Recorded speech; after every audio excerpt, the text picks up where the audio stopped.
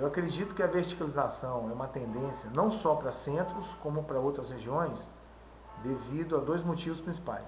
Primeiro, a economia de espaço, que a verticalização traz isso para nós, e segundo, com relação à segurança, né, que você tendo a verticalização, inibe um pouco o problema com marginais. Com relação aos arquitetos, que eles acusam alguns engenheiros, alguns profissionais da área de construção civil, que eles priorizam o lucro em relação a espaços, a áreas verdes, as janelas, a iluminação de alguns ambientes. Isso realmente eu concordo, porque hoje no mercado nós temos construtores que visam basicamente o lucro, né? E não são engenheiros formados, não são pessoas que estudaram para ter, ou não têm amor pela engenharia. Então eles pensam somente no lucro e vão fazer obras com um padrão que realmente deem lucro. E, ao outro lado, nós temos os engenheiros que, por sua vez, não podem pensar em construções que venham atender demandas dos arquitetos, como áreas verdes, janelas maiores, porque se assim o fizerem, eles perdem competitividade do mercado. Então, eu acredito sim que hoje temos uma tendência a obras mais econômicas, obras com espaços mais reduzidos, com áreas verdes menores, porque o lucro realmente é visado hoje. O fato de suprimir a mão de obra qualificada hoje na construção civil é um risco muito grande para quem contrata e para quem constrói, né? Por quê? Hoje você vai ter além de ter uma obra de baixa qualidade, você não sabe que tipo de ferro foi utilizado, que tipo de concreto, que tipo de especificação de seção de viga, de pilar. Você corre esse risco, né? Você não sabe qual a resistência, a durabilidade da sua obra, como também no aspecto arquitetônico, né? Você tem uma janela que não está no lugar certo, você tem uma porta que abre para o lugar errado. Então, a mão de obra do profissional qualificado hoje, tanto engenheiro como arquiteto, te traz uma certa segurança com relação ao acabamento da sua obra, te traz uma certa segurança com relação à qualidade final da sua obra. Então é necessário hoje, e não só hoje, mas sempre foi, né, a contratação do profissional qualificado para execução. Com relação a construções ecologicamente corretas, eu acredito que em algumas situações é um modismo, né, e em outras situações é uma tendência. Com relação à energia solar, a utilização de energia solar como aquecimento de água, como captação, é uma tendência. Hoje o mercado aceita isso, hoje todo mundo pratica, executa. Com relação à captação de água de chuva em algumas regiões de seca, isso é uma tendência, né? Hoje a gente consegue observar que todo mundo constrói dessa forma.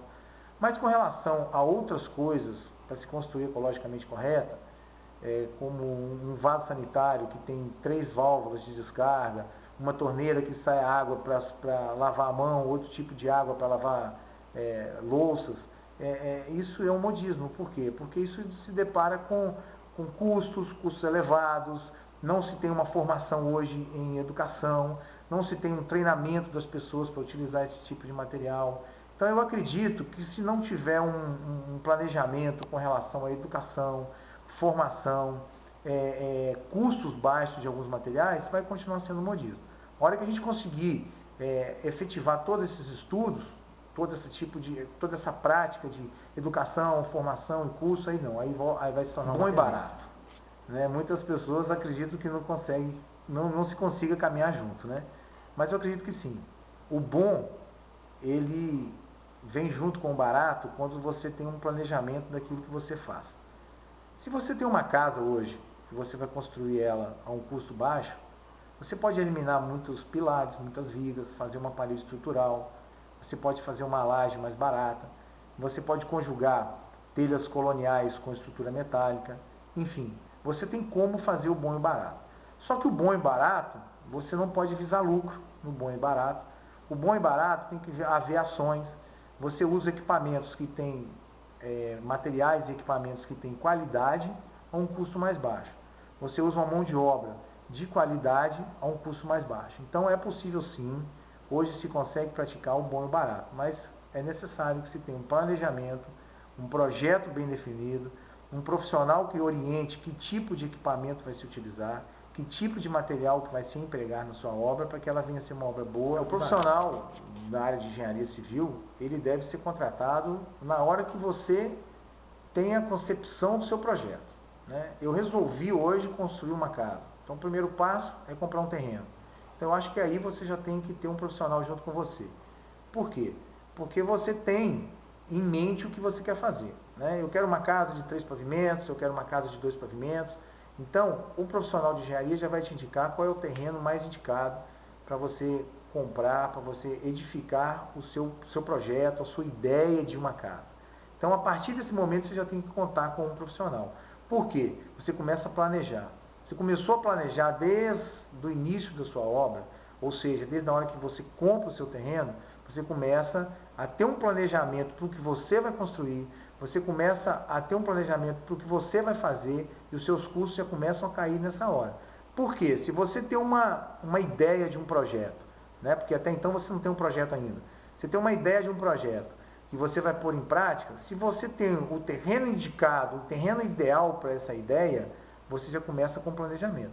Se você não tem um terreno ideal, você compra porque o terreno está mais barato, provavelmente, ou em muitas vezes, você vai ter um custo maior para se construir num terreno que não é indicado para o seu projeto inicial.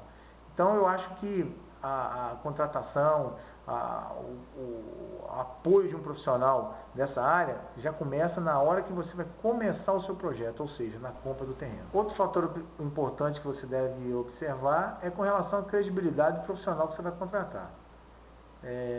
Como nós sabemos, a gente tem que saber o histórico de cada profissional, o que ele já fez, o que ele já executou, né? De preferência perguntar a outros clientes que esse profissional já teve, se ele executou dentro dos padrões, se ele fez a coisa direitinho, se ele executou da maneira correta, se ele deu assistência devida à sua obra.